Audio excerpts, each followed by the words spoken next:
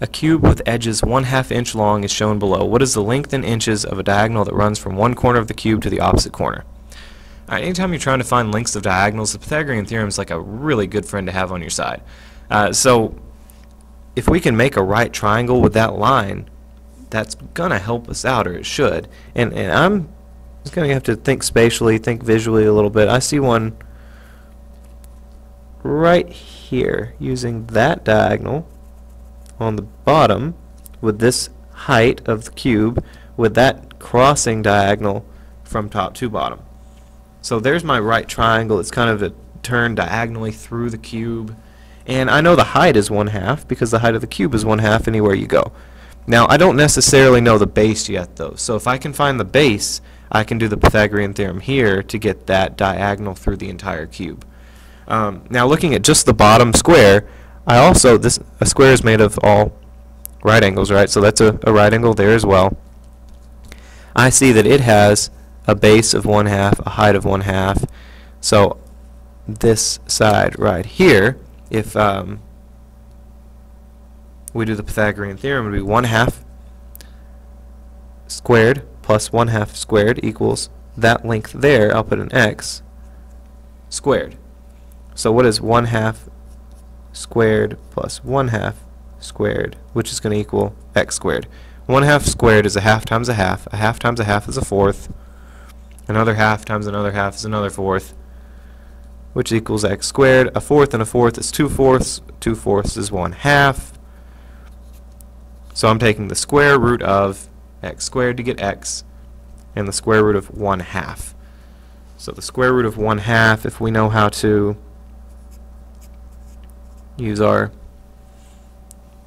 root ideas, we've got the square root of 1 over the square root of 2. The square root of 1 is 1 divided by the square root of 2. So x is 1 divided by the square root of 2. Now if we know that we're not supposed to put a radical on the bottom, we can multiply both the top and the bottom by the square root of 2, and that's going to give us the square root of 2 over the square root of 4, which is 2. So I know that x is square root of 2 over 2. Now I see that that's actually an answer. That's D. However, we need to remember that I didn't find the answer that they asked for. I found this length that I was needing here. So don't jump to conclusions and put D down and move on, because we didn't find what they asked. We found a piece that we needed to get there. So now we're going to do the exact same thing with this other triangle that we actually are trying to work with. So a squared, I need some more paper. A squared would be this 1/2, we'll say squared. B squared, this bottom here, this where I found x, square root of 2 over 2 squared, is equal to c squared, which is that question mark that we're looking for. Now again, I know that 1/2 times 1/2 is 1/4. What about the square root of 2 over 2 times the square root of 2 over 2? What is that? Let's just come down here real quick, and